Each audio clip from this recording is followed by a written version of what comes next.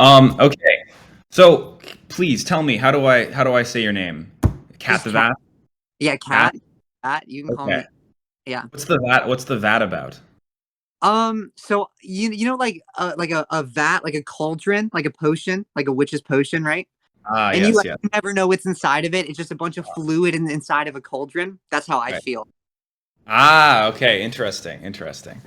Um, I don't know where we should start. Do you wanna just tell me the broad overview, your life, your like, your the steps, the stages in your life? What? What do you mean? How, tell me your life story. How do you sum up your entire life story in like 2 to 3 minutes? I want to hear it. 2 to 3 minutes. Okay. Yes. Um. So I was born, Hmm. and then I was a baby for a little bit, and then I was a little Yeah. baby for a little bit, and Very then relatable. That's relatable. Relatable yeah. content there. And then I grew up a little bit, and then I was a boy, and then I was a boy for Hmm. a little bit, Hmm. and then I was depressed for a long time, Hmm. Hmm. How long did that last? from like 8 until like it's probably still ongoing, but it's lessening. Okay. So And then eight to infinity, but on a downward trend. on a downward trend, and eventually, I do think that we will cross the axis into positive eventually. Okay. Right. Eventually, Interesting. All right. All right. So an optimistic trend upwards here. optimistic outlook. Okay. Optimistic outlook.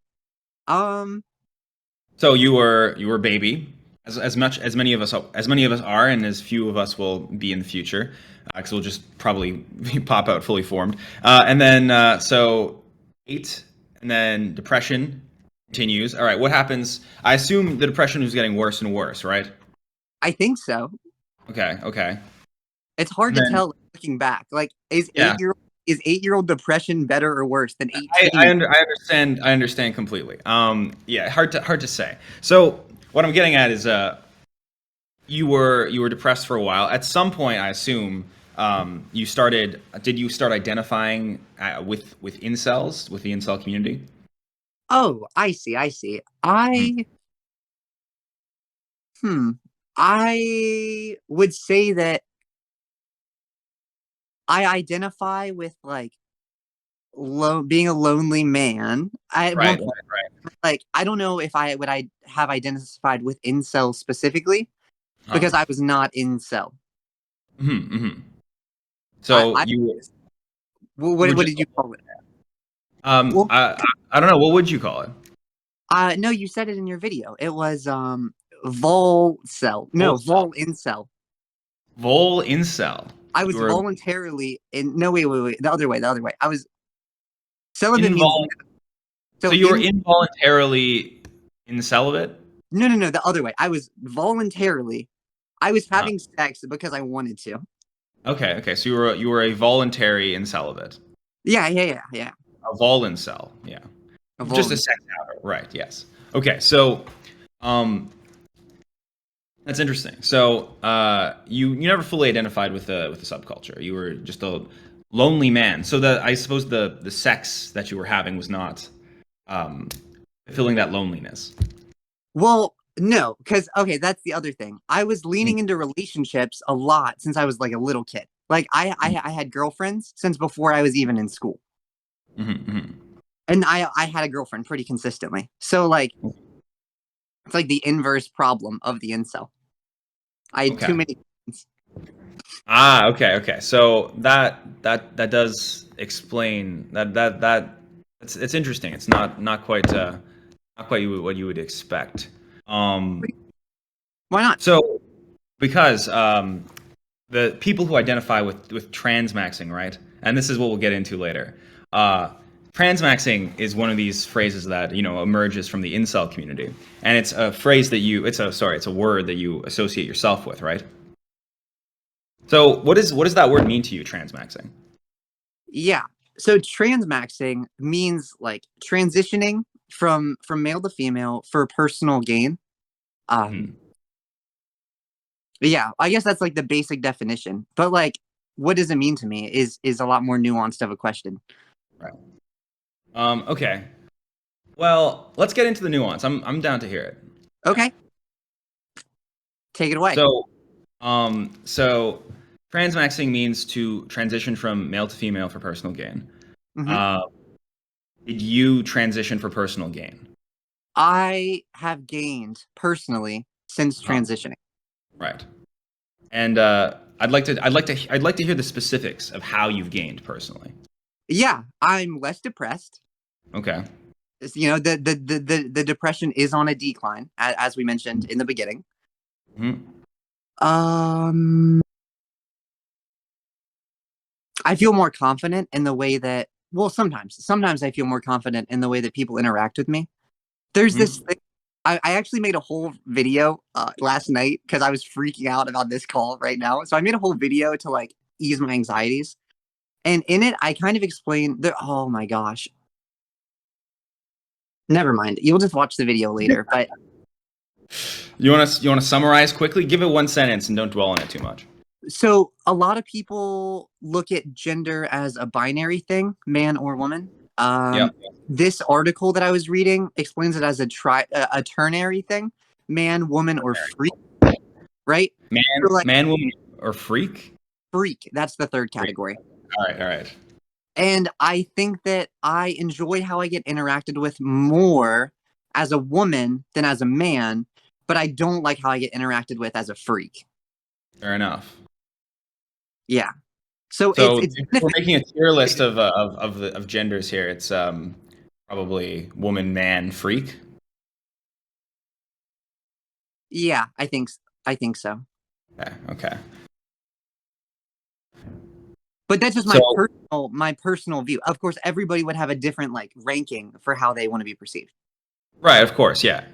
And I guess mostly what I'm just trying to do is focus on your experience. Of Um, course.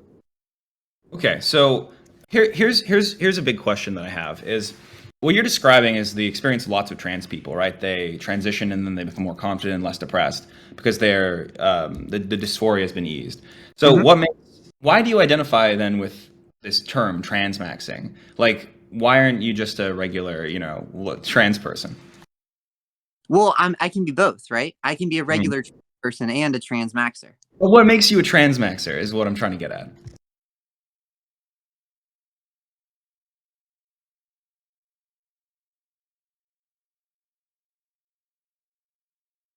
Mm,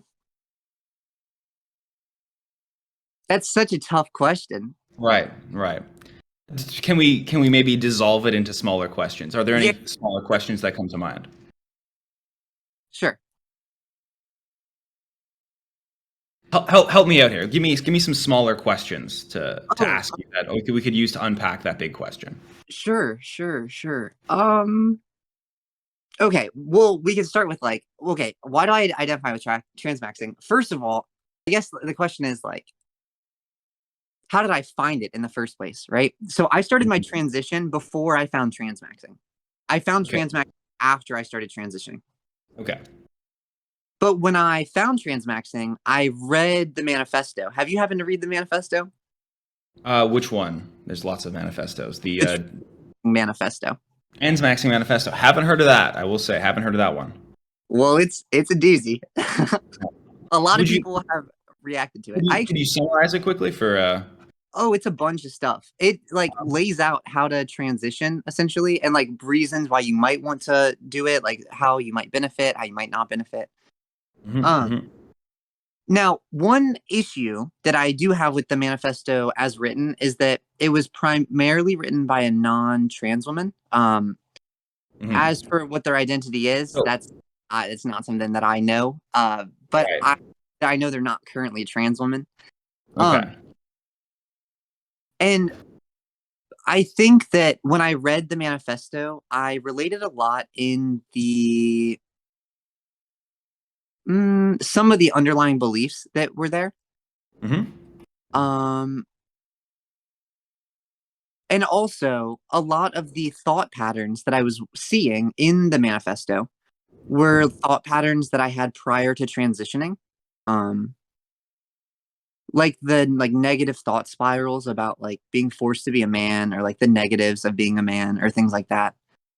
Um, so I could relate to the manifesto in terms of like dysphoria. and like feeling that inside my body, which not everybody likes when I use the term dysphoria, but like I relate to it in that regard. But also like feeling constrained by the male social role. Because even before I knew I was trans, I still knew that I didn't like being treated differently, like as a man. I didn't like being forced into the box of man, which That I makes noticed sense. a lot of incels also really dislike being pushed into the box of man.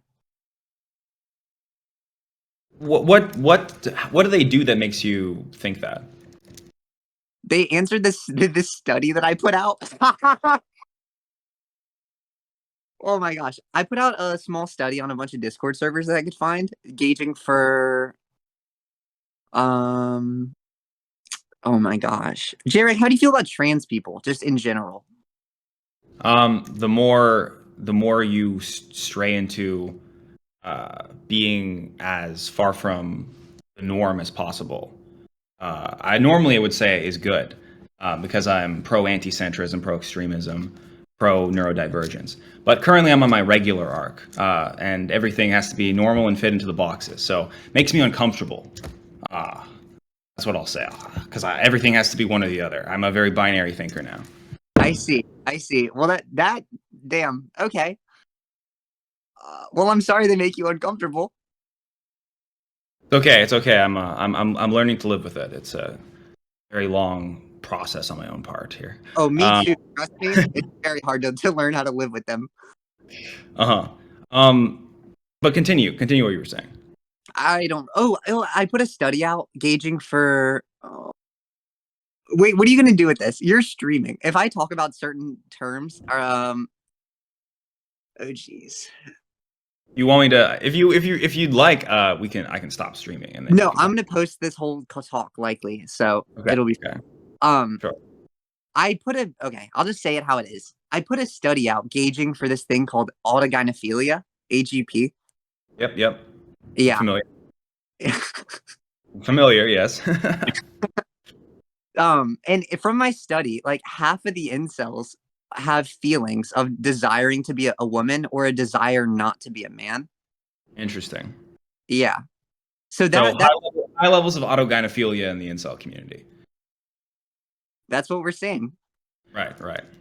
I That, mean, that that's not surprising. yeah. Why do you say that? I What's your mean, background with autogynephilia? what's my take on autogynephilia? Your Well, background with your take, your background, everything. so I'm a auto file. So I like to imagine myself as a car from the movie Cars, getting absolutely railed. Um, and there's an auto. I've thought about all the different kinds of auto whatever file. You could be an auto androphile, you know, a Are you an woman that. autogynephiile? Do you get turned on at the idea of yourself as a man? I don't know. It's an interesting question. Or you could be an auto pedophile. Terrible stuff. Terrible stuff. That's a mind. It's one of those cognito hazards, right? You turned Wait, on by yourself as a child. I'm on true. Twitch. Hi. True. Oh, that's true. Um. So I only have the most moderate takes on things. What's a moderate take on autogynephilia? There's probably something to it. That's my moderate take. Yeah. I mean, there's some people who are like, no, nothing to it. I'm like, maybe a little bit to it. In You're fact, right. I feel out the vibe first, and then I put myself squarely in the middle of the two extremes. That's where I'm coming from. I understand. I actually agree with that take because on the one hand, right? Some people say autogynephilia doesn't exist, right? They say, oh, it's just completely not real, and those are mainly like trans advocates, right? Trans rights advocates. But on the other hand, we have all the transphobic people that are like, no, it does exist, and you're a degenerate. Right. So somewhere in the middle would mean that like it probably exists a little bit, but it probably doesn't mean you're a degenerate. It probably just means that you got some things going on internally that we need to address. Yes, and it doesn't help anyone to ignore these things, and that's thesis, synthesis, and antithesis all in one. But let's get back on track here. Let's get back Okay. on track. Okay. Yeah. Here's I think the main thing I'm still trying to understand is what separates a regular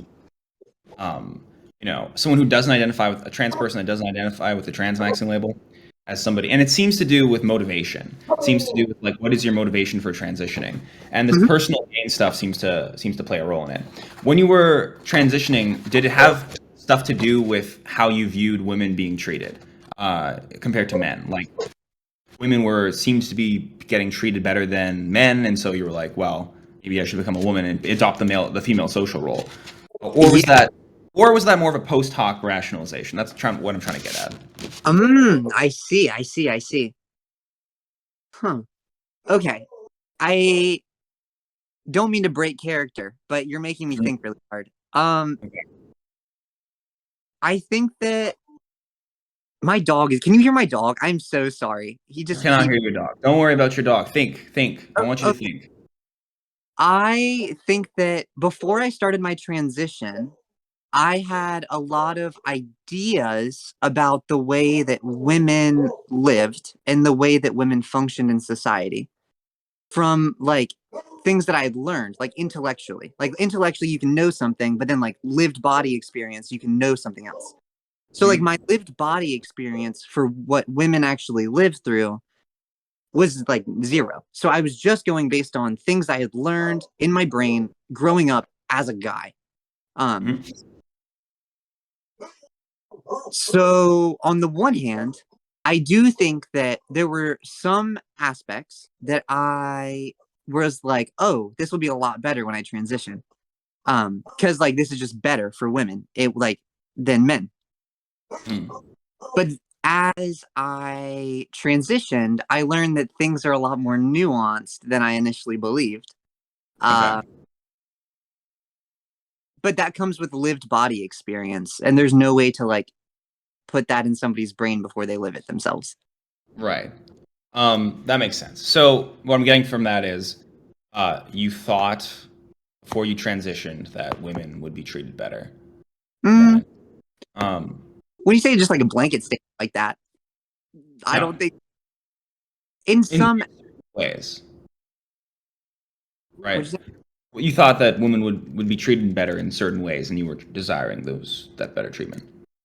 For myself, like earlier Yes. when I was like, oh, there's a lot of disagreement in transmaxing, and you're like, oh, I just want to hear about your opinion. Huh. For my own opinion then was kind of like that. It's not like mm, I thought that I would enjoy being treated better if I could live as a woman or as a feminine person than Mhm. if I were able to live as a man because I didn't like living as a man. Of course, yeah, and and then that does take me back just to this idea of like I think most trans people, like and male to females, will believe that, right? I mean, otherwise, why would they transition? Yeah, that's a fair assessment to make, I imagine. Hmm. Okay. Here I have a. What's interesting is I have some comments, right, and they say okay, here's a comment that interested me. I get a lot of stuff that from people who say like transmaxing isn't a real thing. No one does this unironically. This is purely this thing that like exists in internet culture, and it's made up by incels to troll. And so you can't take anyone seriously who says that they're doing this. And here's a comment. It says there's also gaymaxing, where you get addicted to gay stuff, so you can open yourself up to dating men. As you can see, everything incels come up with is tongue in cheek, and it surprises me that normies take it so literally. So, what do you? I'd like to get your thoughts on that. Like, what do you think about that? Are you doing like? What's this? Like? Why? So, first of all, is this a ironic phenomenon? Let's start there. Yes and no. Okay. I think in some ways it's meant to be like slightly ironic in terms of like it's um it's very, I don't want to say chronically online, but it's very online culture based where Mhm. like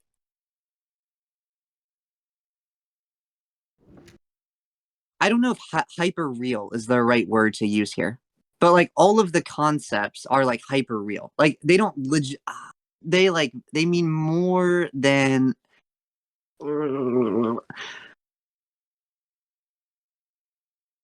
let me compile my thoughts. Please hold. Sure. Yes. Yes. Take your time to think about it. I get what you're saying. in terms of it being slightly ironic, right? It's kind of like I call it like half irony. It's not really post irony. It's like it's like mostly sincere but a little ironic. That does make sense. Yeah, you keep thinking, and I'll keep thinking as well. Because actually, while you think about that, here's another question. So, transmaxxers, right? Why do they not simply become gay? This is another question I hear a lot. Yeah. Answer that. Yeah.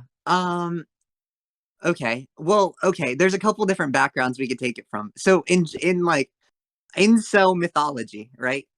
You're still an incel if you're gay. You're still an incel if you only have sex with men. So like you don't actually get to ascend by going into like gaymaxxing, quote unquote. But what I explained in this video that I made for you, actually, that I never sent to you, so you don't know that I made it for you, is that like maxing does mean to like lose your virginity. And yes, what you said, and that is a technically correct. Technically, that is a correct answer. However, maxing does mean more than just to lose your virginity. It also means like if you look at looks maxing, that's simply to improve your life by improving your appearance. So right. like, So maxing is any kind of self-improvement? That's the way that I took it to mean. Although I did explain that this was my misunderstanding because I'm using the like ascension term from PSL or LooksMax forums rather than incel forums. So that's my fault. Right, and none of these terms have good definitions, like good canonical definitions. And if you look at the like, if like let's say you're looking for at the incel wiki to try to get a canonical, those are changing all the time. Multiple incel wikis, impossible. So even just by talking about it, we are kind of hammering the definition home and trying to like define it, right? So that's theory. Oh God, jReg. Oh my God. But continue. So gaymaxxing is not ascension. No question. Why? So it cannot become gay because that's not ascension. So is the idea that all transmaxxers will become transbians?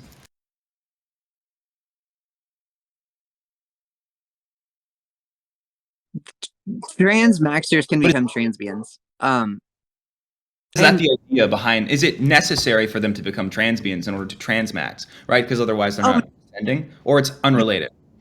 No, the transmaxx is like, okay, so if you think about transmaxxing as a multimax, right? If you think about it as a multimax, it's looks maxing, it's status maxing, kind of, a little bit. And like in certain view forms, if you watch the video that I'll send you after this, it'll make more sense. But yeah, so you're doing multiple maxes in order to improve your life, but it's unrelated to like the dating aspects. You're transitioning to improve yourself, which is, remember, this is for you. This isn't a blanket thing for everybody. Not every single person should transmaxx. But if it's calling to you, if you are being called to transmaxx, then like there's a reason why you are being called to transmaxx is kind of my idea behind it.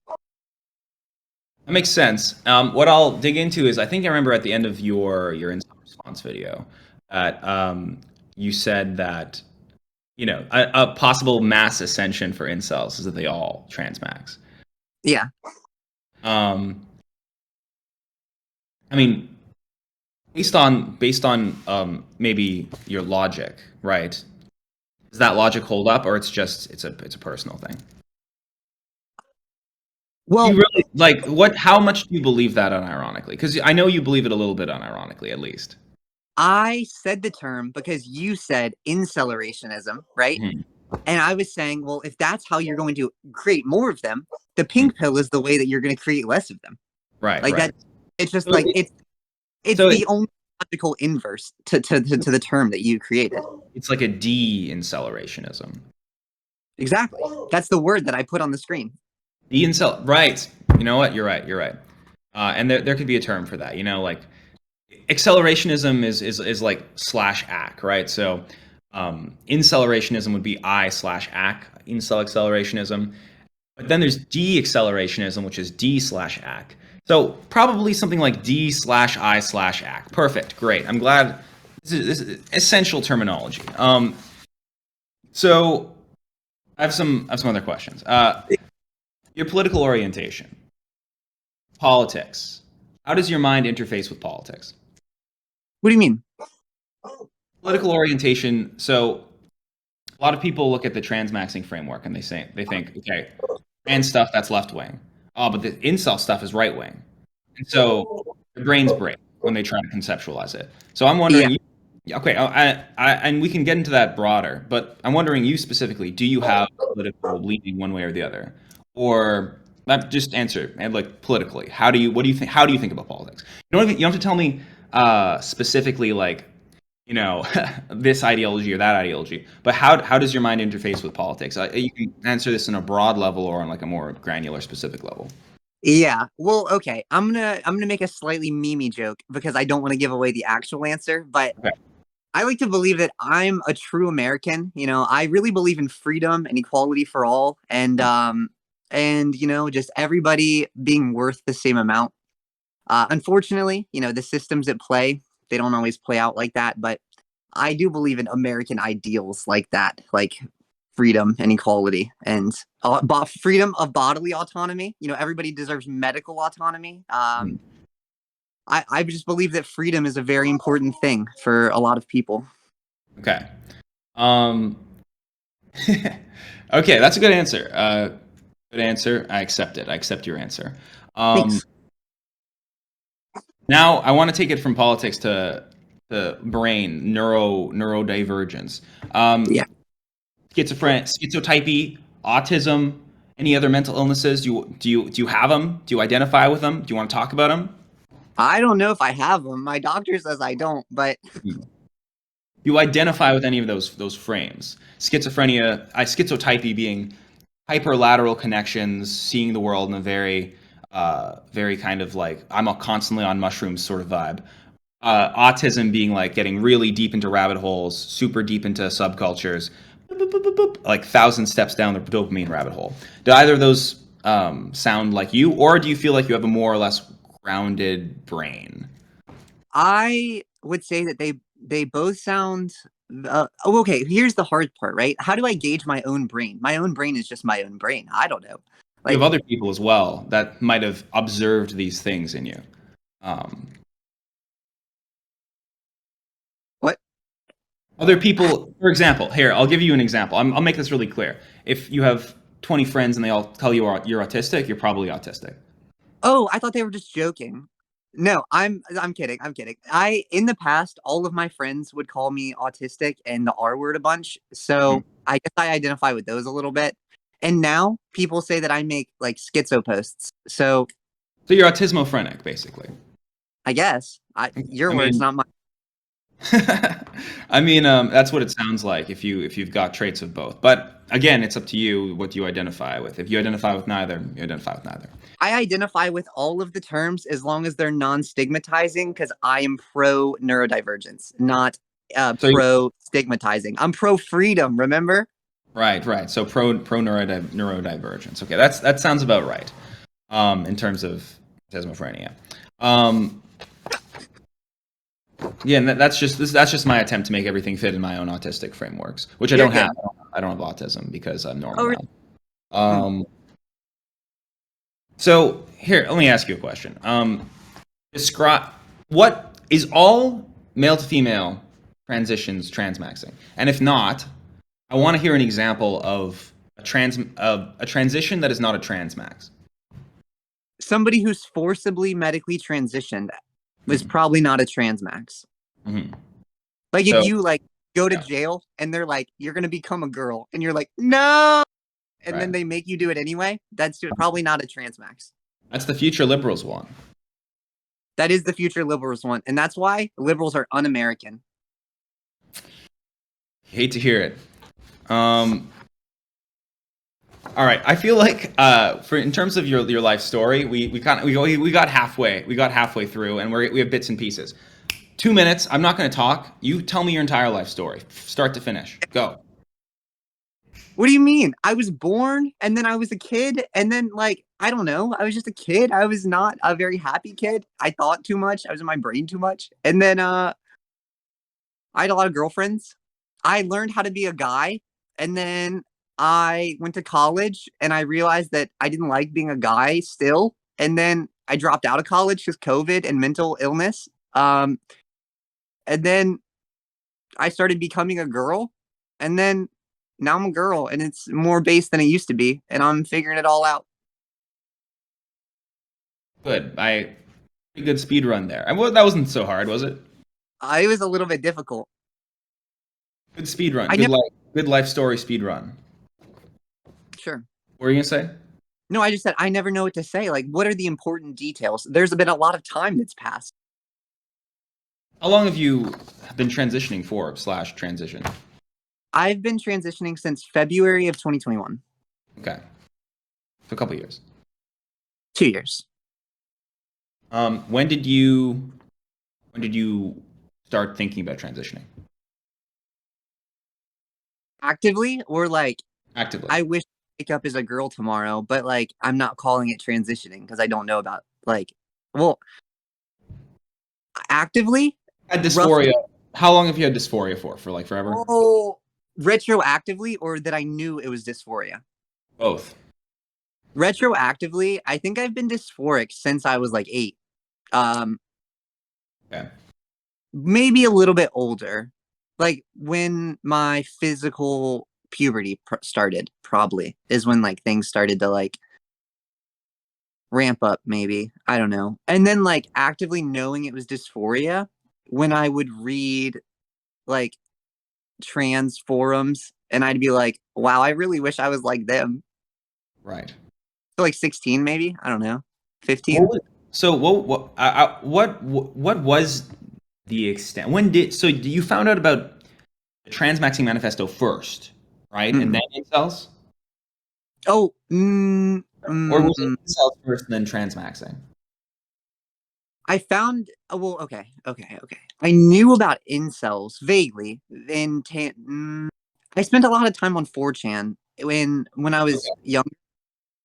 So like I don't want to say I was in adjacent spaces, but like I was in decently adjacent spaces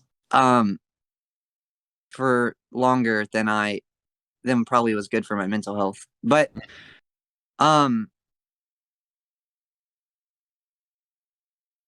no. I think I knew about incels a lot sooner than I knew about transmaxing. But Well, transmaxing is like, I don't know. The idea of transmaxing is not new. It's just like the label of transmaxing. the idea of transmaxing is not new. I don't want to unpack that. How old is it then?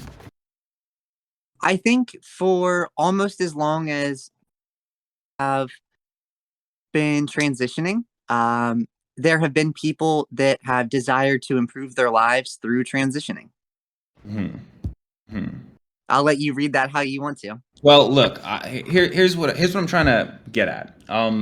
If the term transmaxing applies to all transitions except force feminizing, which, correct me if I'm wrong, I don't think that happens very often. Maybe I'm wrong. I mean, maybe it happens in Iran actually, because they prefer you to be trans than gay. But I don't know. Wait, does that actually happen there? What the hell? I yeah, think it does. If I yeah, remember reading. they're so committed to the gender binary. They're like, we'd rather you just be a woman than sleep with men. That's anti-centrism. It's something. I don't know what exactly that is. I'm trying to get at, like, is this a useful term then? If all transitions from male to female are transmaxing. Personally, yes, because earlier you mentioned that trans people are on the left, and transmaxing is meant to be an apolitical thing. Anybody can transmax, but if you feel like Yeah. I really don't think so. I do not associate being transgender with being on the left. I think those are different spectrums. What I was saying there is that I think that the common, like, if you ask a random person on the street about transmaxing and they're trying to grapple with that idea, their knowledge of incels will be right wing misogynistic incels, and left wing trans people. So they have a hard time conceptualizing it. and I agree with you, right? So like with that same example, if you were a right-wing incel, right? Like let's pretend you are a right-wing incel for a second. Are you ever going to concede to the leftists in transition? Right. Probably not. But if there's an apolitical way for you to transition, maybe that can help you escape your inceldom. Uh-huh. Interesting. So transmaxing is an inherently apolitical thing. It is like officially it's apolitical. I'm 99% sure. Okay. And that sounds about right to me. Although it's a question to me as to whether or not it's it's neither side or if it's both sides at the same time, which is partially why I'm interested in the phenomenon in the first place. What do you think? Do you think it's both or neither? Well, if you had asked me while I was an anti-centrist in my anti-centrist phase, I would have said both. But now that I'm a apolitical centrist, I love to hear it. So yeah, it's definitely neither. Why not Pretty Boy Max? That's a good question, actually. I think at the end of the day, it comes down to the way that you want to be interacted with socially. Pretty boy maxing is an option. You know, we do see people do it as you mentioned or as you saw me mention in the video. But I think that pretty boy maxing does come with some issues, especially if you're taking feminizing therapy. Because if you're pretty boy maxing and you're on estrogen, you're going to grow boobs as well, which isn't a very pretty boy max. So if you want a pretty boy max, you got to take other drugs. You got to take like it starts with an R. I don't remember what it is. It's like roxafadil or something. It's like estrogen, but it doesn't grow boobs. So that's what you would want to take for that one. Or like I don't know. Give me 1 second. You keep thinking about this. I just need to plug my my laptop in. You're good. You're good. I should also plug this in. Oh my gosh. Oh, did I cut for a little bit? Oh no, that was a different day. All right. So there are problems, yes, and as well. If you're pretty boy maxing, or having more gay sex, for example, that's not ascension, right? Well, theoretically, I don't know. I would argue that potentially pretty boy maxing could be considered ascension as you are improving your life. It depends which version of max we're going for. If we're going for incel specific maxing definition, I would argue and say no. But if we're going for like PSL looks max form of maxing, I would argue that yes, pretty boy maxing is a potential solution to maxing. Right. I'm gonna ask some more broad questions. Are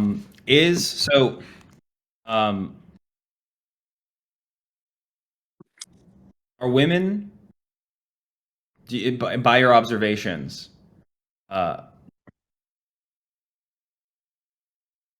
you say whether or not women are treated better as a whole? Do you have an opinion on that? Like if I had to give a yes or a no, Yeah. I'd be unable to answer the question. Okay. Now let's dissolve the question. In what ways do you observe women being treated better? I think that there are some contexts that women will feel like they're treated better, or if you're somebody who's not receiving certain things, you'll feel like they are being treated better. One example could be like a sense of community. Sense of community is weird. Like one example is that since I've transitioned, when I go out and like I'm just out, I'll get like smiled at. I don't know. People are very like soft with me now. They're very like nice. Whereas before it wasn't really like that. I was ignored. Like nobody really looked at me. So I was safe. Like I was fine. Like socially I was fine. I would just get ignored. But in that being ignored, I think that's why some people feel like women get treated better because women don't get ignored. But this is what I was talking about earlier with like learned experiences versus like body experiences. Since I've started transitioning, I do know that a lot of the attention that comes with being perceived as feminine does take a toll on you. Like it ends up like weighing on you. But if you never experience it, you're likely going to like see it as being treated better, if that makes sense. It's like it's where's your position, and then like what is everybody else doing? How does it weigh on you? How does that manifest?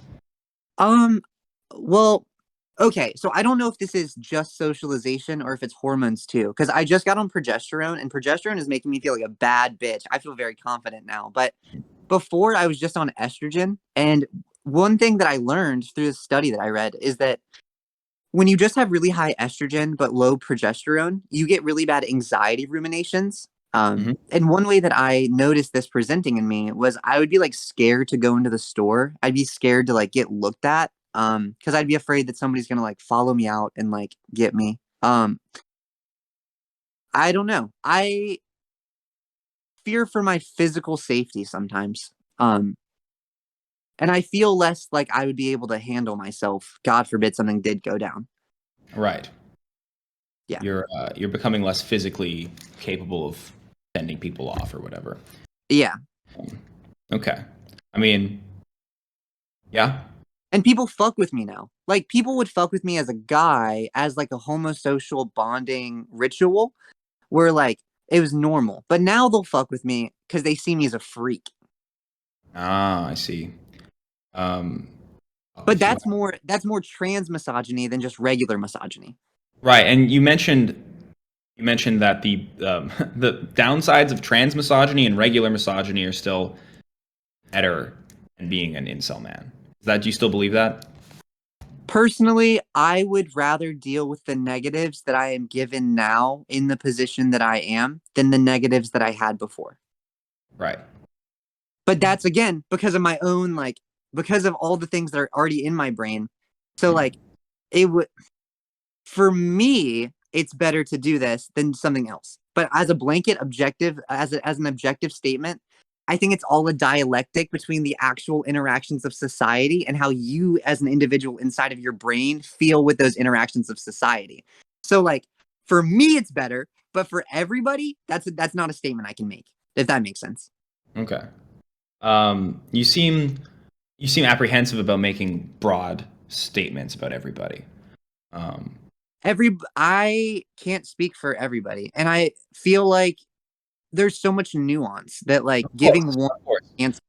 Let me just say, I totally understand what you're saying. Are there things that you can say about everybody? Are there things that you've observed in your lived experience that you're like, yeah, this is a kind of a broadly true statement that I can apply to lots of people? People are autonomous based on the things they've learned up until that point in their life. Yeah. That's roughly what I've learned that I can apply to everybody. Okay. Fair enough. Yeah. How big is this?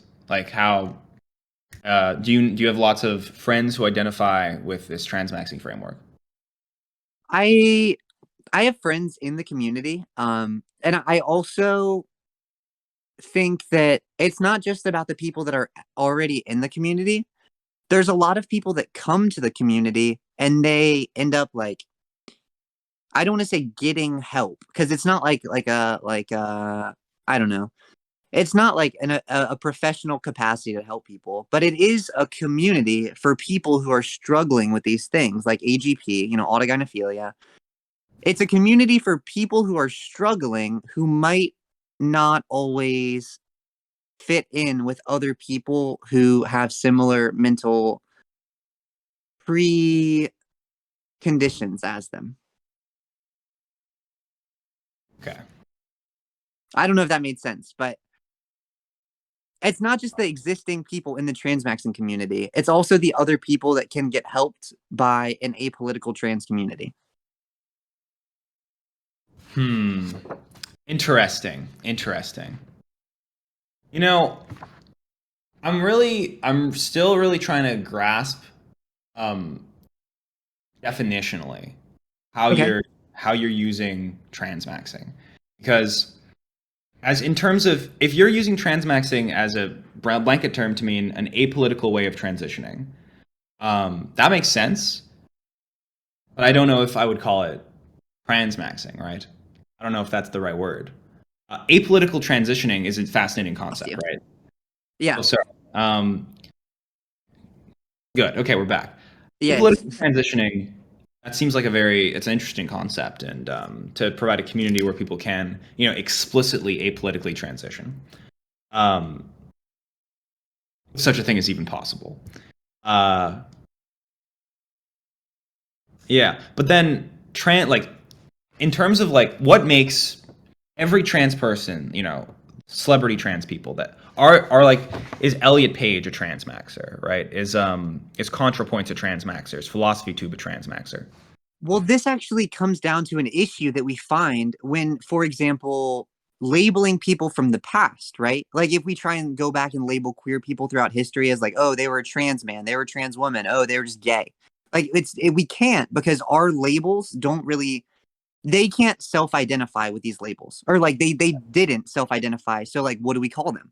Hmm. Do they fit under the definition of transgender? Did they transition? They might have Mhm. transitioned, but can we still call them a transitioner if it wasn't called transitioning? Right. Um, That's a good so point. like there are trans people, transgender people that might fit under like they did benefit from transitioning from male to female, but can we call them transmaxxers if they don't self-identify as transmaxxers? Hmm. Or are they just transgender? Are you only a transmaxxer if you identify with the idea of transmaxxing? It's a good question, and like that was actually kind of my question for you. Like, what do you think? But Are you have to identify with transmaxing to be a transmaxer? I think vaguely, yes. But in the same way that you have to identify with that to be a transmaxer, we like people do still refer to people into antiquity as trans, or like I don't know. Maybe they don't, but I feel like I've seen people do that. Yeah, no, I Um, think they do. Yeah.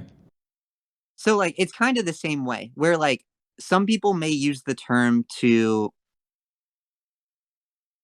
as a catch-all, and then others may be using it as like a self ID thing, kind of like autogynephilia as well. Like as a typology, it's bad. As Blankard's typology, autogynephilia is debunked. It's not something we want to listen to. It's kind of transphobic.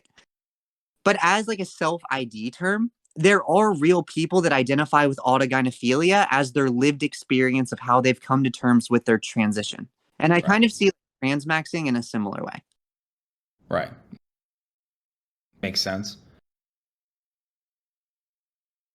Is there a noticeable difference between like Blanchard's autogynephilia and people's self-identification, except from where you are when you make that observation? Yeah. Well, Blankard is he wrote it for psychiatrists and like doctors. So it's a topology or a typology. Like doctors are supposed to look at you and like listen to you and be like, oh, you're an AGP or you're an HSTS, which is like a Uh, homosexual transsexual. wait, what's Um, that one? I haven't heard that one before. HSTS, H- homosexual transsexual. HSTS. Okay. That one's when you're gay. Well, essentially, you're effeminate from a young age. That you're called gay, and then you transition, right? You're like gay guy to trans woman pipeline. AGP, this is just my headcanon, by the way. Yeah. AGP is more like you were not allowed to be effeminate. Like just social pressure kept you from being effeminate. So you had to like dissociate away from it. So that's why you develop all these like intrusive thoughts of AGP, that AGP is. And Mhm. then like that's why you're straight man, because you learn how to repress everything. So you're essentially repressor to trans woman pipeline as compared to homosexual transsexual. Hmm. But that's just a headcanon. And that again, it's debunked. I don't encourage the use of AGP as like a thing. Is AGP why there are transbians? Is that the link? I think AGP is a descriptive thing.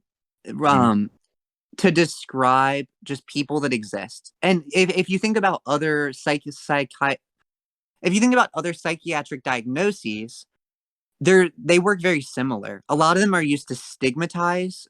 Like the doctor is just stigmatizing you. They're trying to get you placed into like Okay. boxes. Yeah. I understand. It's like when the doctor calls me schizophrenic, I say fuck off. But then I call myself schizophrenic. I'm like based. Yeah, exactly. Um, what is how does identifying with this label help you? Me personally, or just Yeah, me, like, in general? you.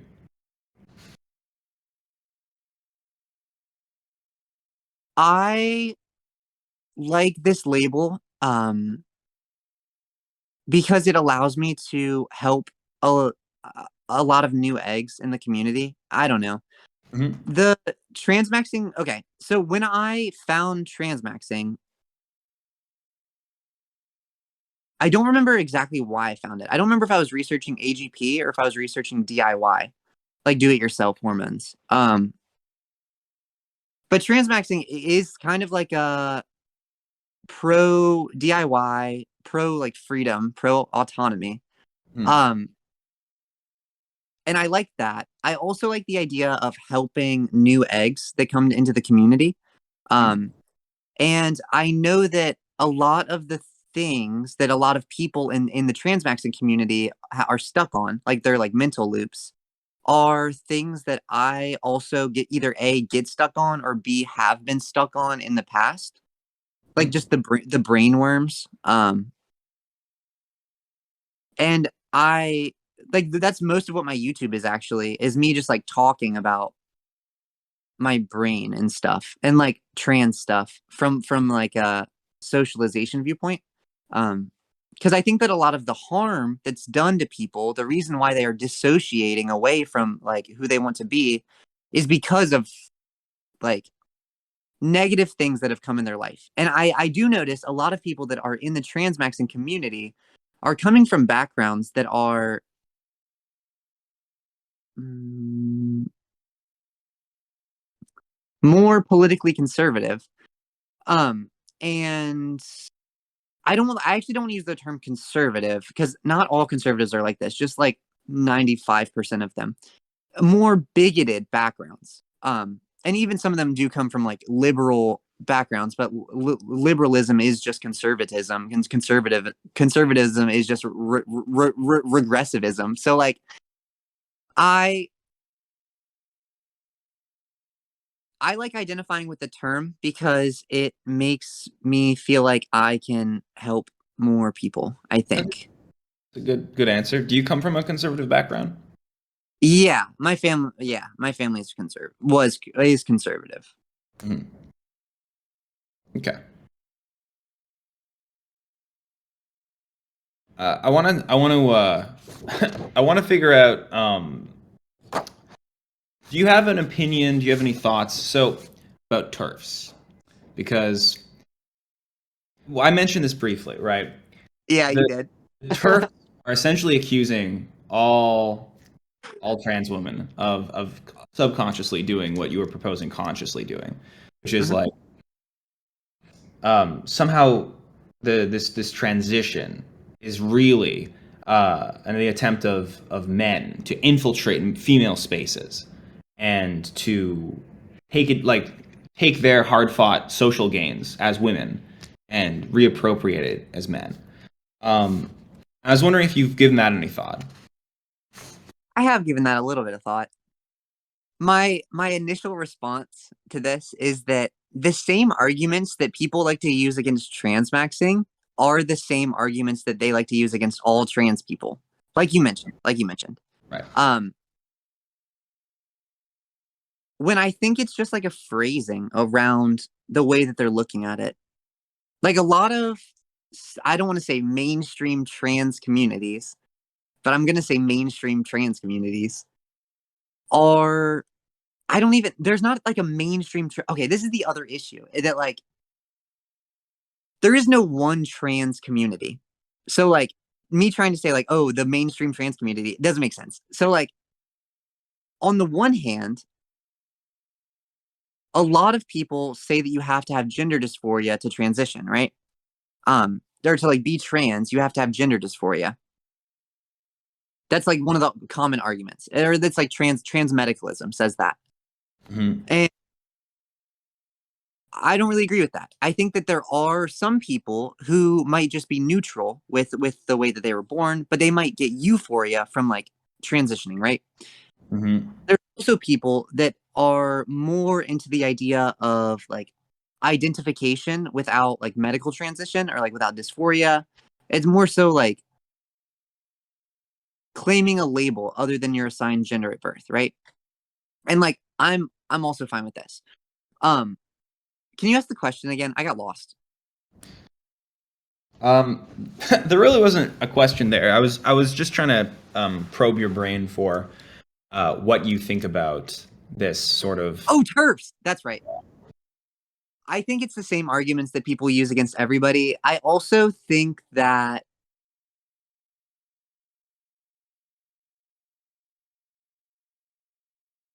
a lot of okay, I am anti-binary, and I know that you are an anti-centrist, so you're incredibly pro-binary at this point in time. But Oh, I binary. am kind of anti-binary in that, like,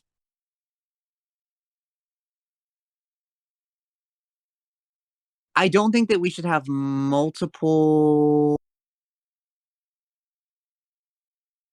I don't think we should have differing levels of access or rights for people based on gender or sex. Um, Not in the way that I'm an abolitionist of gender, right? Like earlier you said, like, is it neither or is it both? Personally, I kind of like the idea of both and neither at the same time, but like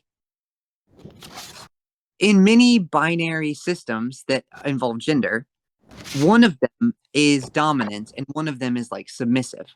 Um, so I think that the idea of remaining within a binary gendered system is inevitable for this system of like one being greater. Oh, never mind. I'll let them finish typing. Um, I have an issue with like sex-based discrimination, Mhm. which I would imagine many TERFs also do agree that they don't really like the idea of sex-based discrimination, but they do like the idea of like sex segregated spaces. Um, but like I don't see how you can have sex segregated spaces without discrimination. Right. Um, and like I guess one of the arguments that some like this is just an argument I hear people say. I don't know if I agree with it at this exact second. I'm just repeating it. So one of the arguments is that like many men are like disserviced by like there being women only classes that have no male equivalent.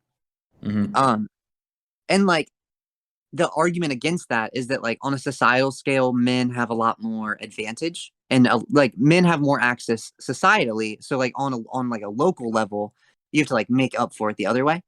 Mm-hmm. um which I kind of understand that logic of like if you're pulling too far one direction you got to pull in the other direction to pull it over. But Mm-hmm. I think one of the issues, or this is one, again one of the things that I see mainly men complain about, is that like with that rope, like if it's tug of war, for example, like if you're too far tugged on the one side and then you tug it on the other side, you might end up too far tugged on the other side.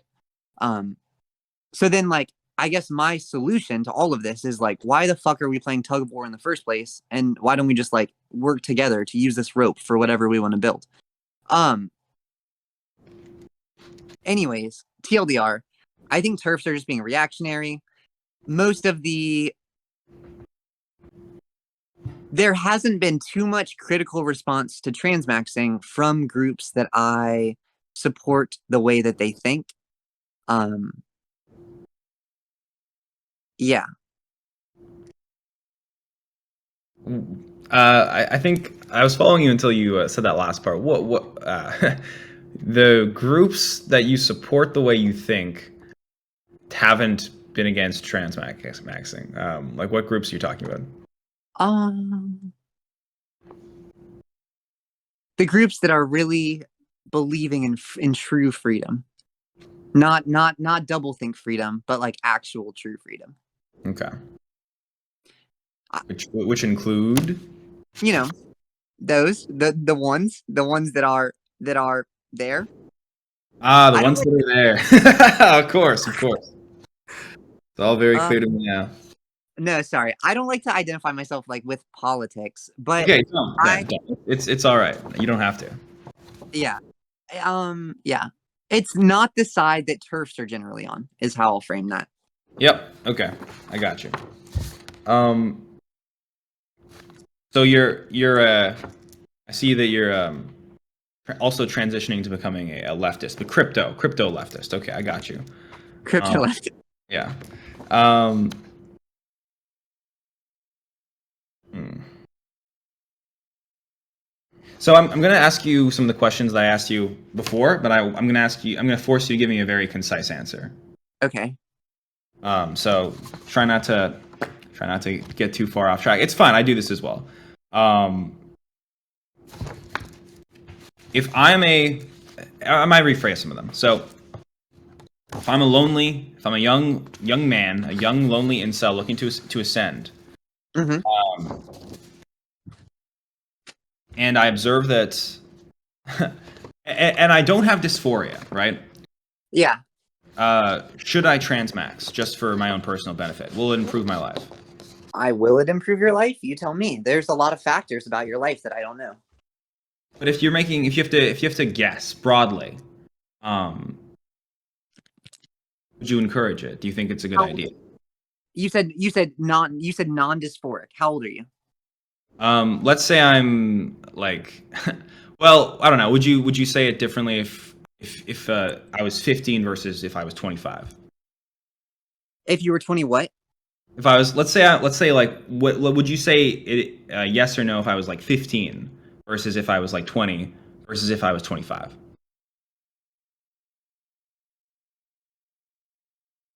Mm, not really for those numbers. You said non-dysphoric. So like, Yeah. If I'm doing this purely to max, that's because this is how I'm trying to differentiate it. Like a maxer is doing it whether or not they have dysphoria, they think it's just going to be beneficial to them. Whereas a lot of transmaxers, I mean, a lot of regular trans people, they're like they have the dysphoria transition. That's why they transition. It's not because of any theory about the world or anything. Let me ask you a different question. I think okay. I think one thing is you're giving too much credit to the I. Do you know what systems theory is? Like Nicholas Luhmann's system theory. No, explain quick. Systems theory is like every idea has the system, which is like the like writing that composes the idea. Right. And then there's this thing called dialectical systems theory that it kind of frames it more as like people are also just like these ideas, like people are also systems. But it also talks about how when systems come up against each other, they like they're trading information, they're like mixing and merging, right? So like if you give too much credit to transmaxing as a system, if you like assume that people are following it to a T, you're looking at it wrong. You have to look at it as the dialectical between the person reading it and the transmaxing system itself. Like, does that make sense? No. Explain it in like 15 seconds. 15 seconds. Yeah, go. Transmaxing as a manifesto, as a document, as an Mm-hmm. idea, Mm-hmm. right?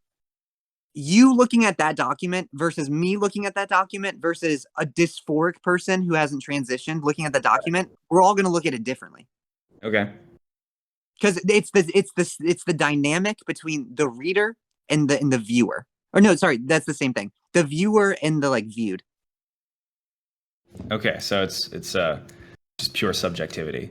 Like you can't make any statements. That's why you're pro freedom and autonomy, is because you believe in the postmodern idea that yeah, it's a yeah. I mean, I'm very familiar. I'm very familiar with that. Yes. Um, okay. I'm gonna keep asking you questions, but Yeah. And I'm going for concise, right? Concise yeah, answers. concise here. Um, how big is transmaxing, and is it gonna get bigger? Um, I'll answer that one second. Somebody said this. I really like this. Transmaxing isn't a diehard procedure. It's an idea that dilutes and permeates. Like Okay. it is idea rather than like anything specific. How big is it currently? There was actually some drama recently on the server. So it got hacked and like half the people got banned. Mhm. There were like 1,400 people, and now there's like 500. Right. That's a number. I mean, so there was 1,400 people on a transmaxxing server. Discord server, yeah. Yeah. Interesting. Have you heard about this? There's apparently, and this was a comment on one of my videos. Someone said a YouTuber named Turkey Tom had made a video about transmaxxers. I don't know if you're familiar with that at all. Turkey Tom, does he have a different channel name, or is there a different name I could know it by? Tom Dark or something. I'm not sure if I watched it. I watched a lot of the transmaxing content. What did they say about it?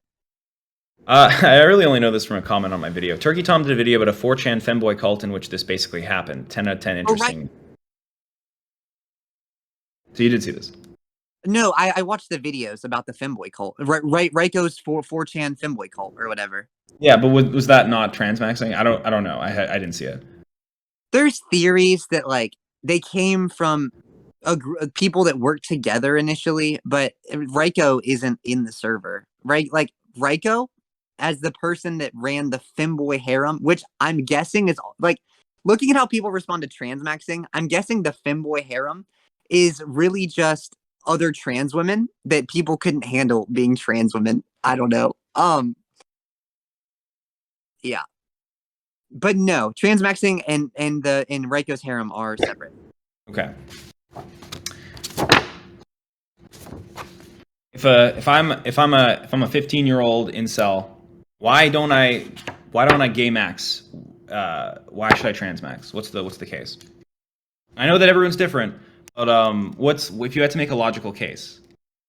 Why would you gaymax? Like, okay, so I think if I understand correctly, gaymaxing would be the like sexual definition, right? Or like, the idea of gay is less of one of an identity and more of one of like a sex thing, right? Like, at least in my brain, I like attach gay with like a sex based thing, whereas like transgender or like trans is like a identity thing. Uh-huh. So like if you want to gay max, go fuck all the dudes that you want. I don't care. But like if you want to trans max, that involves like optimizing yourself so that you get treated differently by other people and you feel better about how you're being interacted with. Mm-hmm. But I mean, like theoretically, you could like, I don't know, flamboyant max, just running on the like naming scheme still. You could flamboyant max where like you are maximizing your flamboyancy. People might think you're gay, but like gay maxing sounds like you're just going around fucking a bunch of gay dudes. Whereas like, it's not really like an identity thing, if that makes sense. That makes sense. Did you transition in order to have more sex? Was that part of it, or is all personal, like internal? I don't think it was to have more sex. Mm-hmm. Okay. And so the question of when someone's like, did the transmaxing work? What do you say? You say yes because you're treated better, right? Or like you're happier with yourself. I would say. My life is improved generally. Yeah. Well, there's a lot of negatives that come out of transitioning, and I do try and make sure that this is emphasized all the time. It's not all just roses and daisies or whatever the saying is, but like it feels better to be working on this version of myself than to be trying to conform to somebody who I don't even know who I am. Like my whole life when I was growing up and I was trying to be a man, I was always like, who am I? Who is what is a man? Who do I want to be? And like, I could never figure out the answer of who I wanted to be in relation to like how I could fill my manhood. But I'm finding it easier to fit into like who I am now as a trans woman and as like a woman and as I don't know, just I feel better with the social positionalities that I am filling now. Okay. Sorry. No, that makes sense. I really want. So look, I'm looking at this. Transmaxing isn't a diehard procedure. It's an idea that dilutes and permeates. Explain. Yeah. Expound. I'm not sure I read that and I immediately understand. So, Well, tell me what you think it means, and maybe I can see where your brain goes. transmaxing isn't a die-hard procedure. So it's not like when I think of a die-hard procedure, I think you're getting a surgery, right? So it's not like you're getting open heart surgery. It's just an idea. It's like in the ether, in the cosmos, in the psychic Yeah. realm, that spreads out and permeates. Yeah, in a way. And then what does it mean? How would you add to that?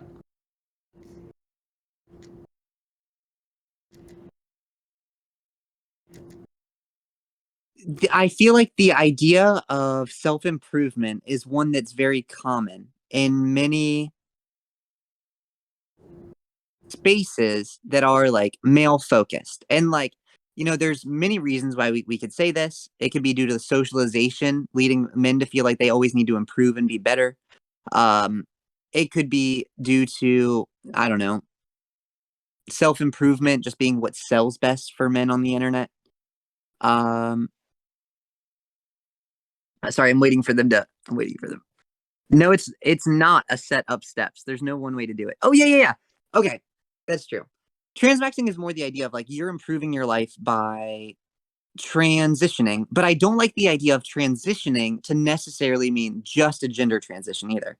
Which like I know, you're feeling like I completely flipped all the tables on you right here. I bet, but I think that everybody transitions in their life from one version of themselves to another. Like, for example, baby jReg is very different from regular jReg, right?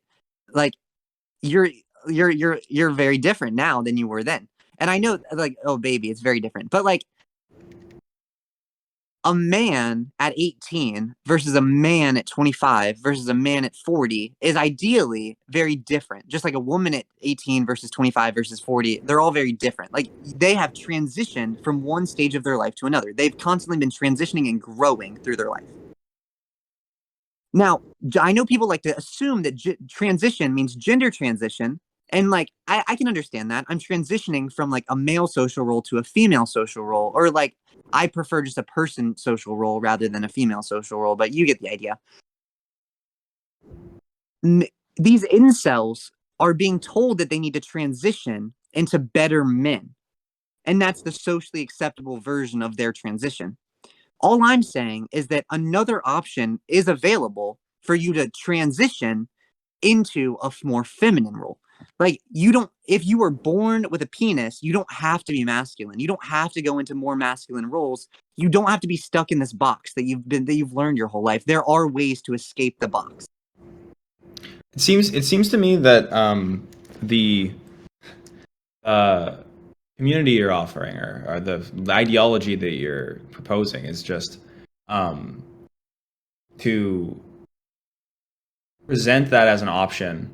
You don't have to go down the male route. You can go down the female route. In a non-hostile way, in a non-politically charged way, and just like an apolitical way. And it seems that you're using the word transmaxxing to like kind of correlate this apolitical transitioning with and like almost like a kind of like individual autonomy kind of stuff, because it's also about self-improvement.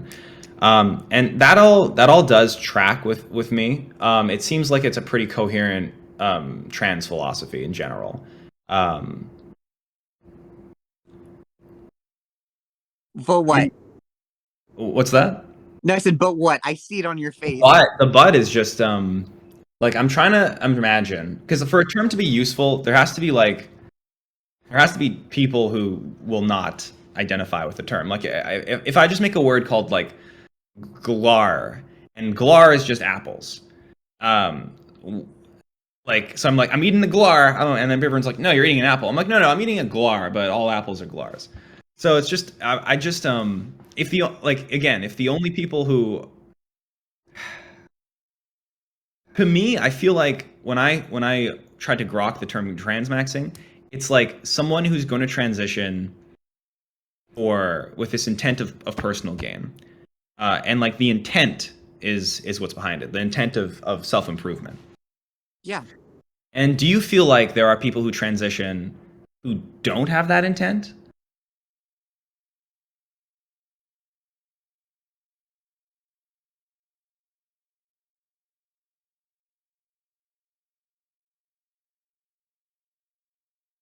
I would imagine that if you're transitioning, you probably think it'll improve your life.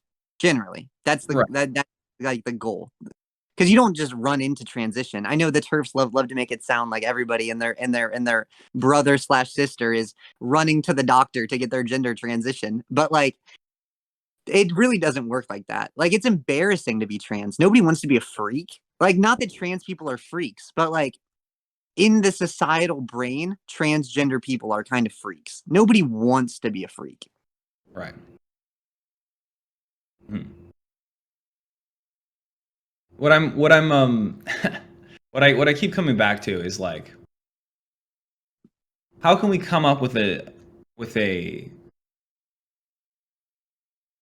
with a with a with a definition for transmaxing that is useful? Well, that's actually what I'm attempting with my transmaxxing as a multi-max, right?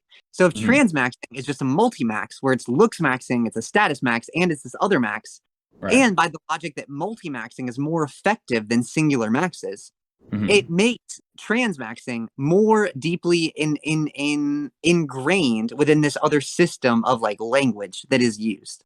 Right. Because I understand what you're saying in that like words only have as much value as they have use. Hmm. But I think that there is some valuability in using terms that are. I don't know if you're familiar with the idea of explaining communist ideas without saying the word communism. Yeah. Um, but I would imagine that it could be similar to that, where like some people really want to transition, but they have too much dissonance over the word of transgender or like being transgender. Right. There's And too much. people, same thing with communism, socialism, leftism. Right. Yeah. Whereas if you're able to simply say, like, I want to improve my life by becoming more feminine. I want to take estrogen and change my life. I want to dress up like a girl. Like breaking it down into easier to understand terms for the specific target audience is important, I think. Okay. Interesting. Hmm. What do you Do think you just about? No, no. I see what you're saying. And it's not as clear cut as I think that based off that description that I think you'd like it to be, because ideally you'd be able to like look at somebody and be like, that's a transmaxer, that's not. It seems like your definition is more gray, and that's fine. Um, but I take what you're saying. My last question, I guess, is what do you think about the journalism that's been done on this subject so far? Because I've seen a couple articles, and I was wondering if you'd read anything, or what's the public consciousness about transmaxing right now? Like, what do people expect of it? Like, how do people react to it? Just tell me about that. yeah. Most of the media reception has been by reactionaries and anti-woke people, I guess is the easiest way to describe them. Hmm. Anti-woke. Hmm. And generally they're not super positive. Um, a lot of them don't even actually know what transmaxing is. They're going off of other articles that are misdescribing it. Mm. Uh, so, according to systems theory, they're really winning here because they are integrating the term more than other people are. But I think a lot of the journalism is done out of they're coming in with the conclusion that they already want, and they're trying to paint their stories in the way that matches those conclusions. Mm. Um, and we see this a lot with. Mm, no, I just see it a lot on like YouTube. I don't know if you've watched any of the YouTube videos, but a few of them, like the Locust Eaters podcast, if I remember right, they were decent. But most of them were just kind of like transphobic. A lot of the people that I see making content or like reacting to transmaxxing are just shitting on trans people. They're not even shitting on transmaxxing. They're just shitting on trans people. Yeah, I mean that sounds about right. Because I think the people who, again, like I was bringing up the TERFs, because if you tell a a second wave feminist, gender critical person about this, they'll be like, They're not happy. no. They're not happy. Do you understand? Do you like? Why do you? Why do you think that they would be so like, if I was trying to pick a group that would be most opposed to this transmaxing stuff, why do you think that is? Why do you think they're so opposed? Oh, no, I get it. Like, they are viewing this dynamic as what I would assume to be. I don't want to speak too definitively because I don't talk to many TERFs. I can't stand it for the most part, just for my mental health. But I would imagine that they're seeing this as men transitioning to take advantage of women's spaces, which you want concise answers. Damn it. I'll let you ramble for this one. Okay. They are seeing this binary of like man or woman, right? Rather than this ternary like man woman freak category. Right. And what I truly think is that a lot of people are seeing the word incel. They're seeing it as like right wing misogynistic male, right? Yeah, that's what we associate it with. Yeah.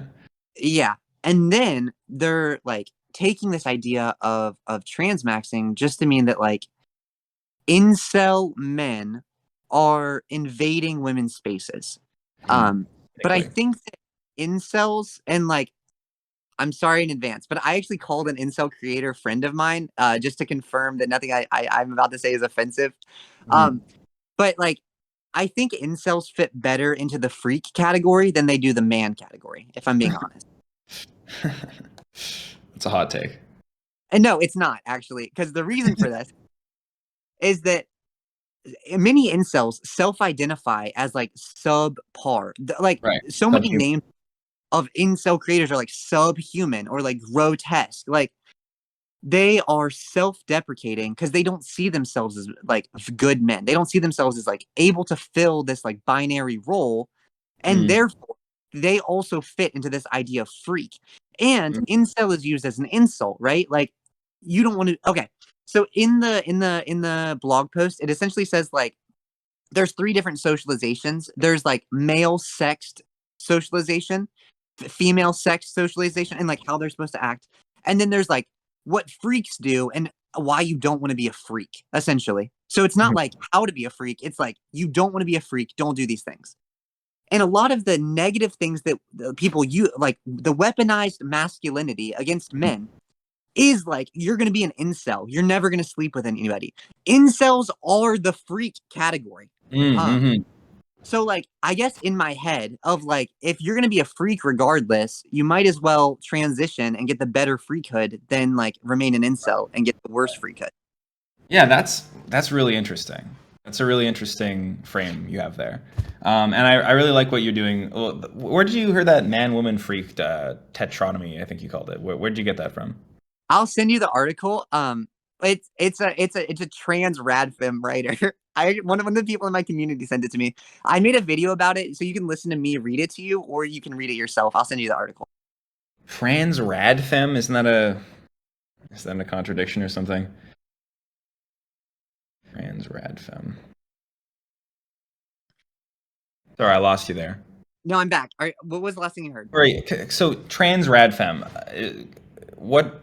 I associate radical feminism with like trans exclusionary radical feminism. Is that wrong? No, you're not wrong. That's generally what it is. So how can you be a trans radfem exactly? This is not my expertise. I'll give you my idea. My idea is like trans radical feminism would be feminism in terms of equality. Because remember, like the original definition of feminism does mean equality, right? It means equality rather than female supremacy, which a lot of like it gets misread. Feminism gets misread as female supremacy, but actually it means equality. Okay. Right. So therefore, a trans radical feminist, somebody who's radically equal, including trans people, radically equal, including trans people. Maybe. I don't know. I Okay. like the Okay. article. I Okay. just take bits and pieces from all the different people that I like rather than only listening to one ideology. Very yes. That's a good way to do it. I think we could develop a pro freak philosophy. What if someone wants to double down on being a freak? What do they do? Is there a world for that? You could always be you could be like openly trans. You'd be could put into the freak category for your whole life.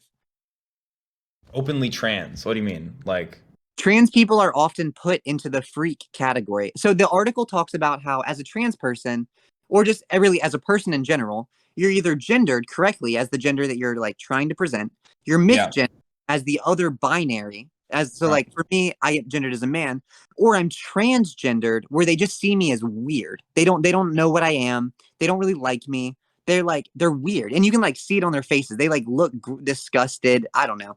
Um, so like if you want to be a freak, you could just be visibly trans your whole life. Or like, I don't know, visibly non-conforming to many status quos, I guess. The and again, so this model, sorry to ramble. I'm going to ramble because I need to say this, but this model was only about gender, but at the end, the author calls people to like ask what other applications could this apply to?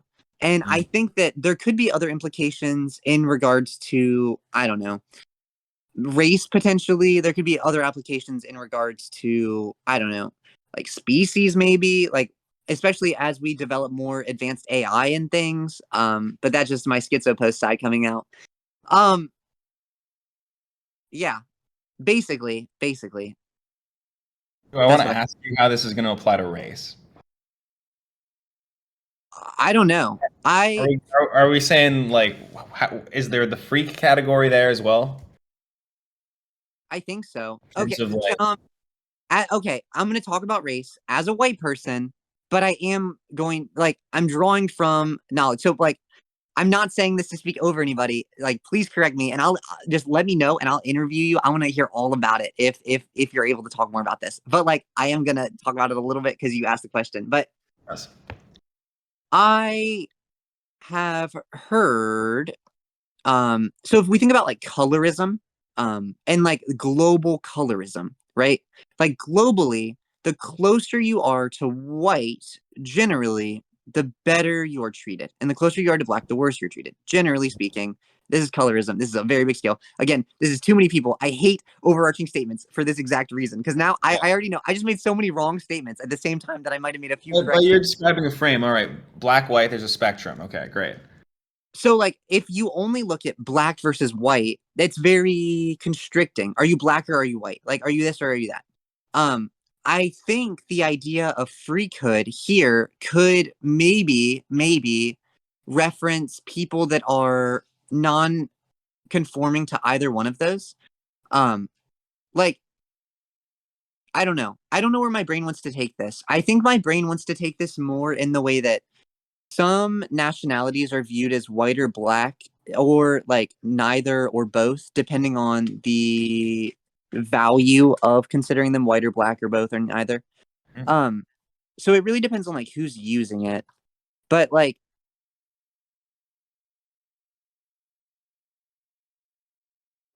You okay, you okay, you keep thinking about this. I'm going to take us back to the male female freak in okay. terms Yeah. of, isn't do you not pose the risk of doubling if getting even deeper into the freak column in attempting to transition if you do not pass very well at all if you're just not doing a good transition. Um well, you wouldn't double freak, you would only single freak. But one thing I need to say really quickly. So you asked if radical feminism was always exclusionary. No, it's not always exclusionary. Dworkin is pro-trans and gender outlaw, ternary. I Kate did. Born. I did see that message. Dworkin was pro-trans. It doesn't mean anything to me. I don't know who that is. Well, me neither, but I just wanted to clarify that, like, earlier I said radical feminism is anti-trans, but I want to clarify that I was just wrong. I made a Okay, but so you say that you're wrong, but my conception of radical feminism, and I'm wrong as well. We're both wrong. But if you ask a random person on the street what a radical feminist is, and they say a TERF, and you've lost the linguistic war there. So true.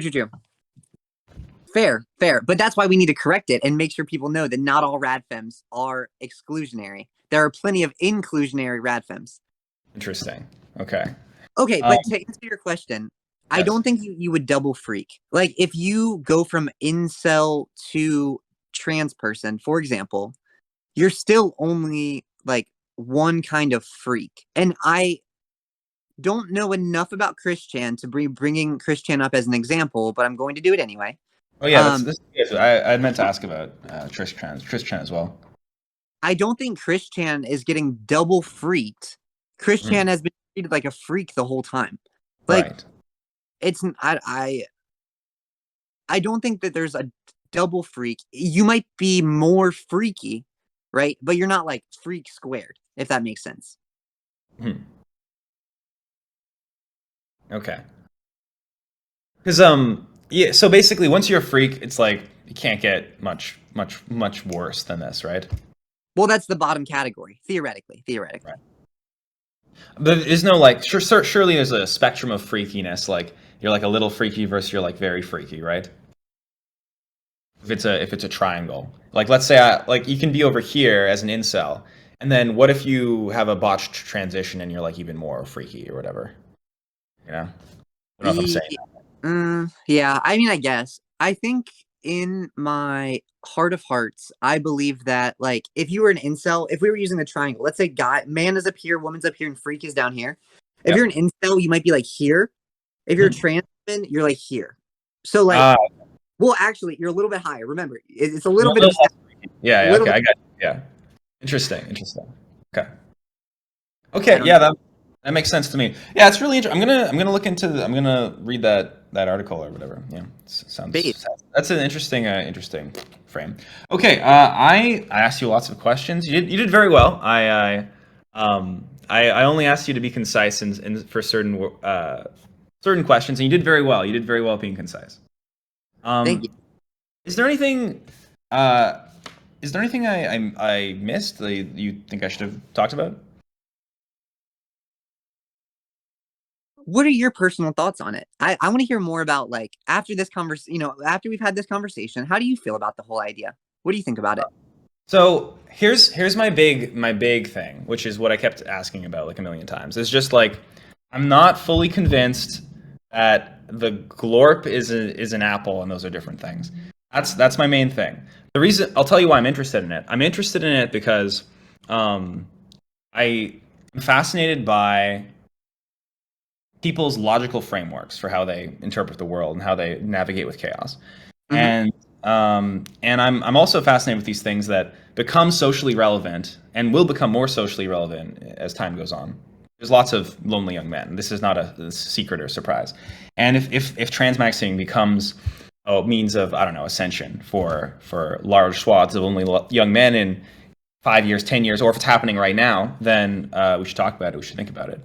Um, I am also interested in it because it's confusing to normal people, normies.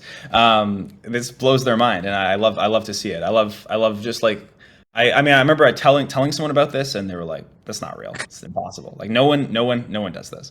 And I'm like, "Well, I've seen lots of pretty convincing case reports," and they're like, "No, that's all fake." I'm like, "I'm gonna talk to someone who identifies with this label," and they're like, no, that's not possible.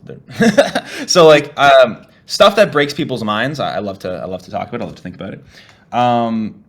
So yeah, but my main thing is the glorp apple thing. And I think that as I don't know, maybe we'll get a better um, definition of it, or at some point maybe. But I think I don't think there's anything really logically inconsistent with what you're saying, and I I can completely understand what you're saying, where you're coming from. So Yeah. So I have a question for you, actually. yeah. What makes the like what links all of quote unquote trans ideology? I don't understand how like you keep drawing the parallels to this overarching like group of people, because trans people are a group, but like we said earlier, there is no one big trans community. Everybody's different. Yeah, I agree. Yeah, I agree with that. So like What's yeah. how would you say that transmaxing and transgenderism are Hmm. like the same? How would I say though they're the same? How would you Uh, say that is the apple? Is what I'm asking. right. That's a good question. Um, I suppose, yeah, like I suppose I'm trying to find a definition for transmaxing, and I can't imagine a trans experience happening that doesn't start with like I'm gonna try to improve my life. Like, because the story I hear is dysphoria. My life sucks, or not. My life sucks, but I would prefer to be the opposite gender. Yeah. And then transition, you're the opposite gender. Dysphoria alleviated. Yeah. So that sounds to me like a transmax. Whether it's and it seems like the only difference between that and transmaxing is subconsciously doing it versus consciously doing it. That's just my impression. That makes sense. There are, I guess, a few. In theory, transmaxing is more of an organized like idea. Like there's like written work on transmaxing when like there's a transmaxing community. So I would say that they're a little bit different.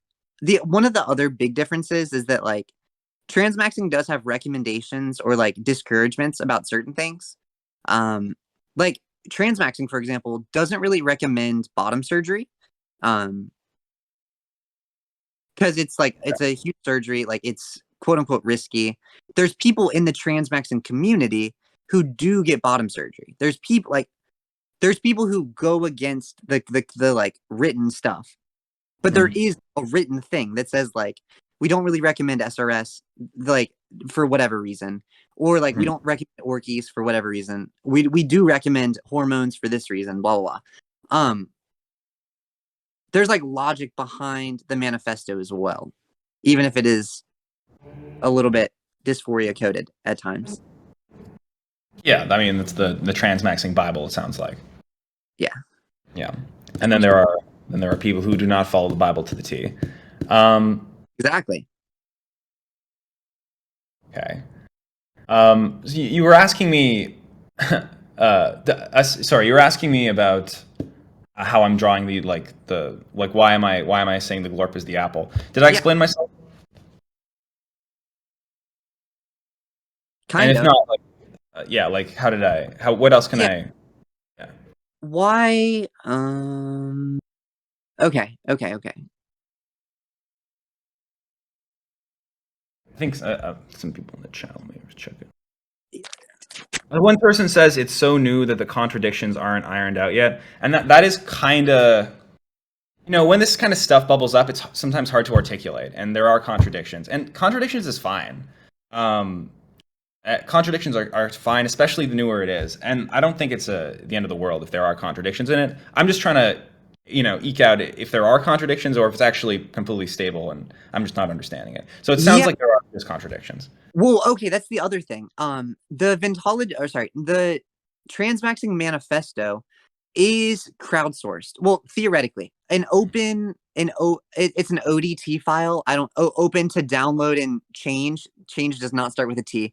Um, there's an ODT file, which is like a PDF that you're able to edit in LibreOffice. You can't edit it in Microsoft Word, by the way, if you're ever curious. Um, it is a fully like you're able to contribute to the manifesto from your own life experience. If you have like studies and things that you want to get like included in there, it is Mm. like a crowdsourced document. Okay, that's interesting. Who? Okay. Continue. Yeah, that's interesting. Yeah. And that would be compared to like quote unquote regular transgenderism, where there's not like one, I don't want to say one authority, but like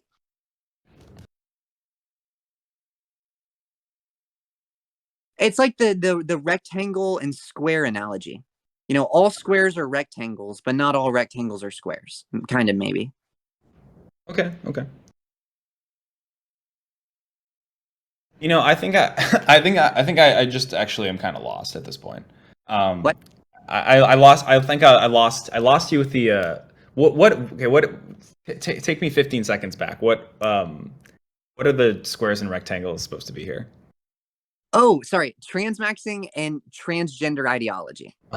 Yeah. So, like, most people that are transitioning are doing it for personal gain, right? It's like to improve Mhm. your life.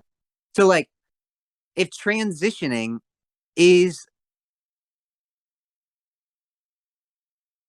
Is there I just like it, would you say that there's a conscious transmaxing and an unconscious or subconscious transmaxing?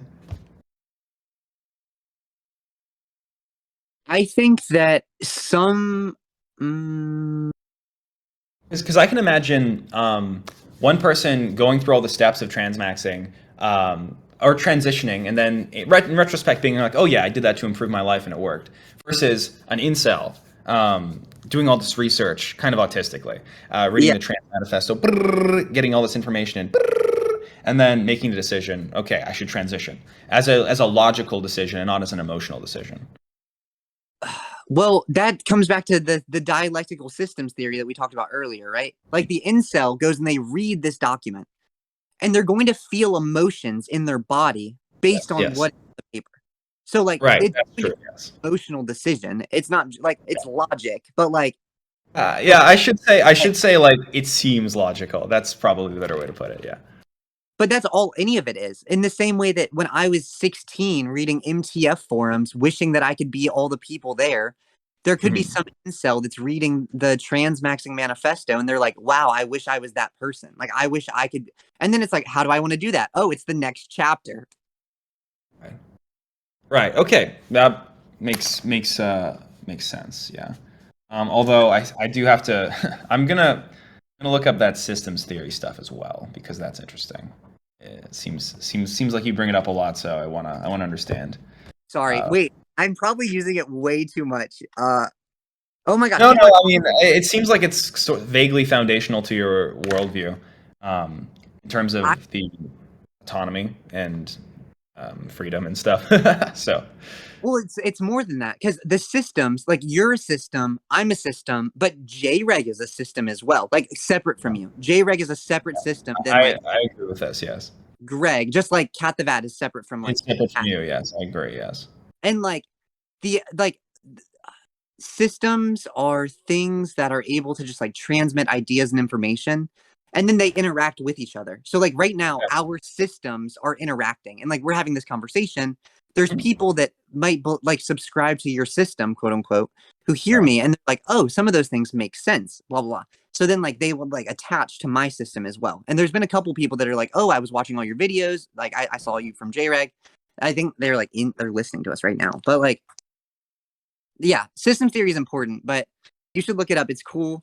Uh, dialectical systems theory will help explain what I'm talking about better, though. Right. Okay. I will. I'm also interested in dialectics as well. I brought that up. So, okay. Yeah. Oh, actually, okay. One last question. Um, have you heard of gender accelerationism? Have you heard of that? I looked it up after you left that comment. Yeah. Can you explain it a little bit more? Can you like go into? Can I hear you talk about it? There is there's different definitions for gender accelerationism. The one I'm partial to is sort of accentuating the battle, the fight between the sexes. They say that basically everyone that does not identify with the male frame, this is why I bring it up because it sort of reminds me of what you're talking about, must identify with the female frame in order to basically create a critical mass that destroys the gender binary or whatever. That's my rough understanding of it. But I'd wondered if you had any thoughts or if you had any history with it or experience, but maybe not. I don't know. Maybe you should look into that. Maybe that's your homework. Look into it I more. I searched it when you sent it. I had never heard of it before, but I talked with a couple people about it after you sent it to me. Hmm. Um, and some of them agreed and some of them disagreed. Hmm. I was one of the ones that disagreed, I think. A Hmm. little bit. a little bit. Mhm. Because on the one hand, making all non-men conform to women Mhm. is like anti-centrist, like you mentioned, right? And that can be problematic in some regards. That can be problematic, especially when people are feeling invalidated. Like some people want to maintain the freak category. Like they want to be in the freak category, right? Yes. Um, so if you want to be a freak and you're being forced to conform to woman, that can also be dysphoric or like negative. That could be something that you are not happy with. Mhm. Um, so I don't want to necessarily push transmaxing as the idea of just straight gender accelerationism, Mhm. because personally, I do think the idea of nonconformity, like if you're pretty boy maxing, for example, right? You are not conforming to that male social role and you're not conforming to a woman's social role. You're being like, I don't know. You could say that you're leaning towards the freak mode, or you could say that you're like trying to get the best of both. Like you're Is a either trying twink to a do freak? either or you're trying to do both. Is a twink a freak?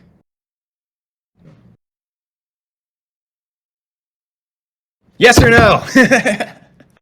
I have no answer. I don't Okay. know. All right, that's fair enough. What do you think? Is a twink a A freak? twink doesn't strike me as a freak because, like, I think about there are pretty boys who are just, pretty boys, and they're still desired at by women, and I don't know. So my instinct is no, but not, I would not disagree with you if you said yes, because it doesn't fit into male or female, like a hypermasculine male or a hyperfemale female, cleanly. But anyway, we could talk about this forever. I don't. We probably shouldn't get it too deep into it. I wonder if the dynamics when you're looking at like homosocial male dynamics is different than if you're looking at like all humans. Like if there's male, female, and freak, that's great. But then if you look at just male communities, do just male communities also have like male, female, and freak? Or are they all just like male or freak? Like, would like a twink, I don't think twink is the right word. Would like, oh God, I take it back. I do not want to go down that line of thinking because I think I'm about to lump myself in and I do not want to be lumped in this side. Uh, Yeah, never mind. I take it back. all right, I say we'll have twinks, and then we'll have freak twinks, which we'll call either tweaks or frinks. But we'll workshop that. What makes the difference? What's the difference between a twink and a frink? I don't know. Maybe if they're like, maybe it's just social. Maybe it's just your sexual market value. Maybe if you're a high sexual market value twink up here, low sexual market value, you're. What's that off? I have no idea. um, three out of 10. That's what the incels. The only reason I use 3 out of 10 is because on the incel wiki it's like if you're 3 or lower, you're incel-ish. So that's where my canon is coming from. My one source is the psychotic ramblings on the incel wiki. Yeah. Yeah. Can I ask what you thought of my video? Because on the one hand, I've gotten a lot of feedback that the accent was kind of cringy. People No, didn't like it was a good video. Actually, I remember you sent me the email, and I was like, I was kind of I wasn't really, I get lots of emails. I wasn't expecting to be too interested, but I found the logic very compelling and interesting, and that was the first time I was hearing about transmaxxing. So yeah, it was a good video. I stand by it. Yeah. Oh yeah, great, thank you. Yeah, I mean, so yeah, I think this was good interview. I asked lots of questions. You answered them well, and yeah, I don't know. Do you have anything we should close on? Yeah, I'm curious what you're gonna make out of this. Are you gonna make like a long video? Or are you gonna make another I have short no one? idea. No idea. I do things. Maybe I'll do something with it. Maybe I won't. If I do something with it, it might be a short video, it might be a longer video. I was thinking of doing a video responding to the idea that, like, for the broken-brained people, this is purely ironic. But I think I might have to do more interviews or do a little bit more research before I can come to that conclusion. But yeah, this was just good for my own personal knowledge at the very least. So. Yeah, awesome. What is your creative process like? Like when you are like brainstorming a video, like do you Mm. like what does that look like for you? I'm curious. I don't really sit down and brainstorm. I have like ideas come to me, I write them down, and then I kind of work on like a million different things simultaneously. And often I have like probably 3 times more unfinished projects than I have finished projects. So, that's why I say maybe I'll do something with this, maybe I won't, because it's very likely that this stuff goes into the wastes of my brain, whether I want it to or not. So yeah, that's just the honest situation. Hell yeah. Awesome. Yeah. Okay. But no, I really enjoyed talking to you, and thank you for reaching out. Yeah, of course. Thank you for chatting. It was really fun. Okay, cool. All right. And I'll stay subscribed to your channel. I'll see what you keep making.